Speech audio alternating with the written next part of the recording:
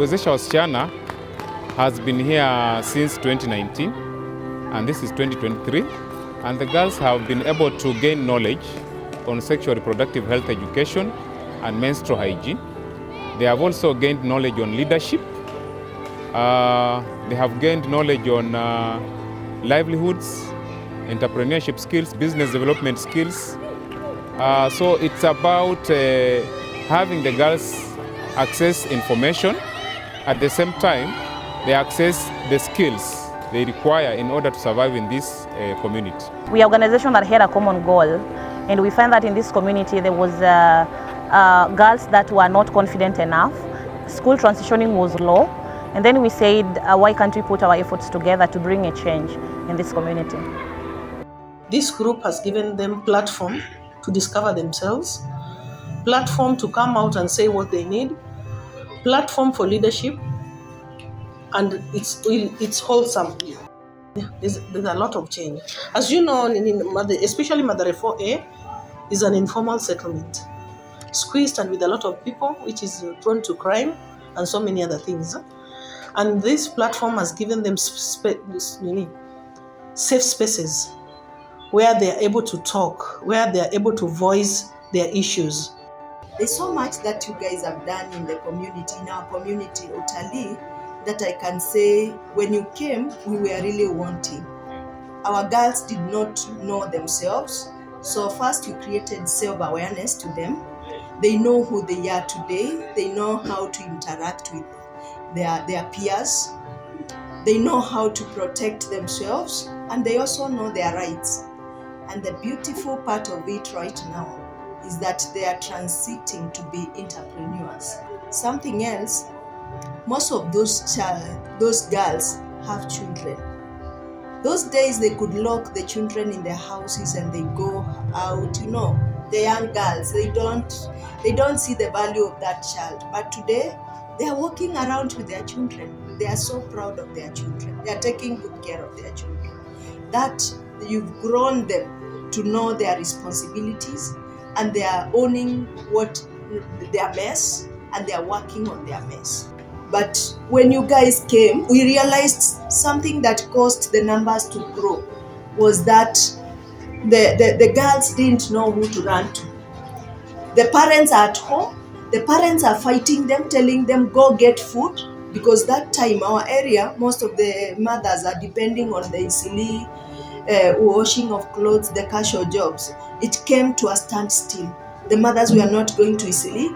The fathers were not going to work. And the girls are there at home. They have their needs. And now the supply has stopped. They had to source for supplies from elsewhere. And that is one thing that grew the number.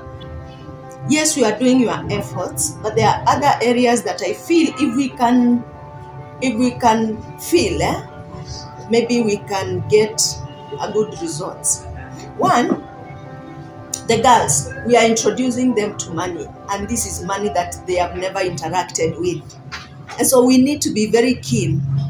Let us take our time to teach them first how to manage the money and how to pay loans, how to be responsible. We need to involve several stakeholders who will come to teach them on cash management, because we don't want to go borrowing money and then we get to another crisis.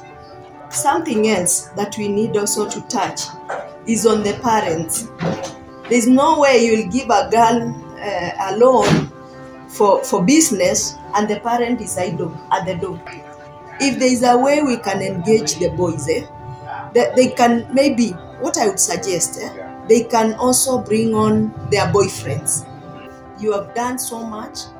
Please don't see what you've done.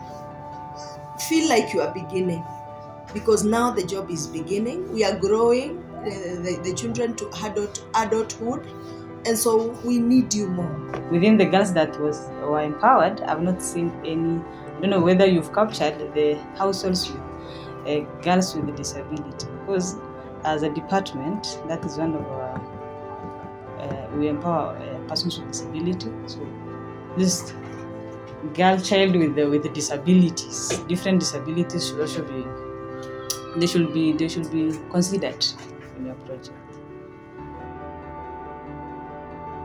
Mimi kama mzee ningeshauri ya kwamba ningependelea kwamba kama mnaweza kuzidisha mafunzo yenu iwafikie wengi kushinda wale ambao wako hapa, because katika vijijini kuna wale wageni ambao wanaingia, tungelipenda hata wao wakuwe wahusishwe kikamilifu. What I've learned in this program that has impacted my life, number one is the confidence.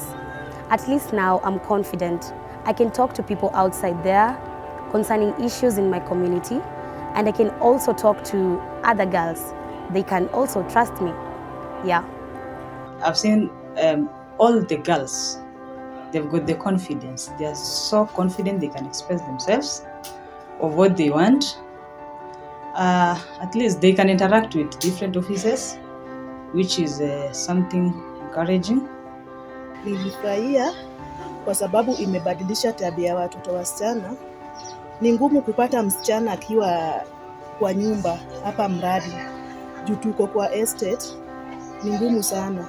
Lakini venye waliingia wezesha, naona wamebadilika, wako na tabia mzuri. Kwa watoto wangu wenye wako wezesha, wamebadilika kwa sababu kuna vitu wenye wezesha waliwapea, wanafanya nayo business, imewaweka busy.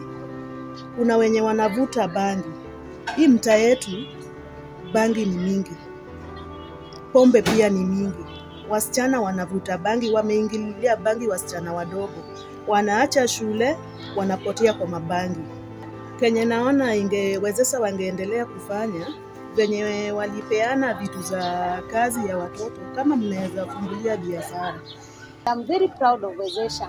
So Wezesha imeweza kusaidia wale wasichana. Unatapata msichana for example alizaa, lakini wakati Wezesha ilikuja iliweza kuchange life ya huyu msichana, na huyu msichana ameweza kujisimamisha kibiashara. Wenye wana kazi wameweza kutafuta kazi, wenye walikuwa na date waizi waleta date waizi. So Wezesha imefanya amazing thing hapa kwa community yetu na Nairobi. I have learned how to wear a pad, how to be with good company, how to achieve my goals, and where to report when I have problems.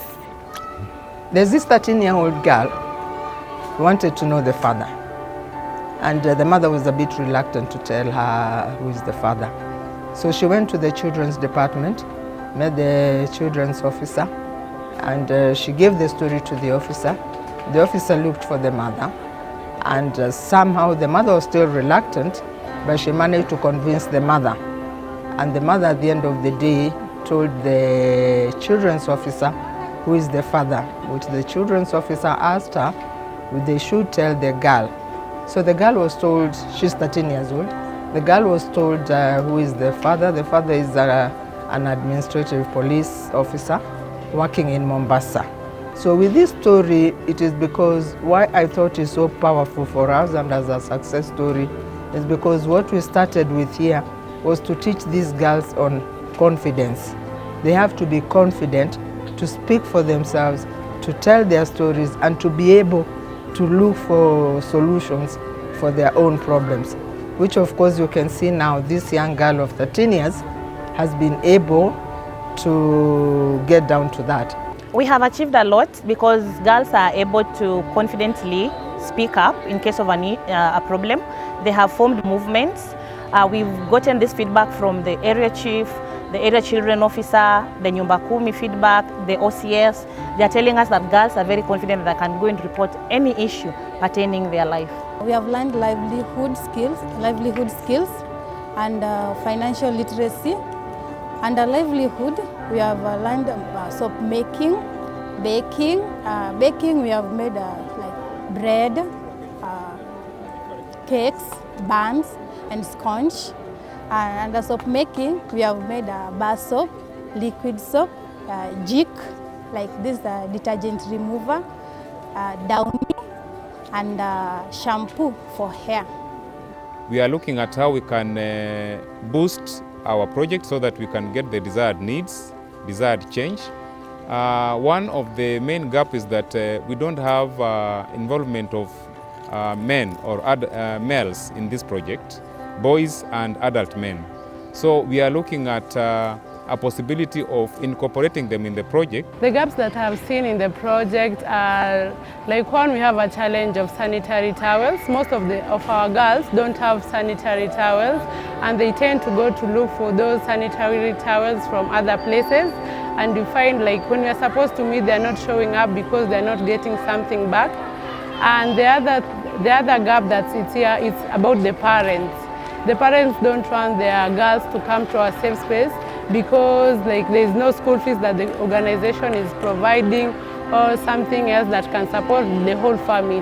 Looking at how we can propose upscaling so that we move to Mathare 4A and also Mathare North and other areas that have got needs. For example, Dagoretti or Mukuru or the entire Mathare.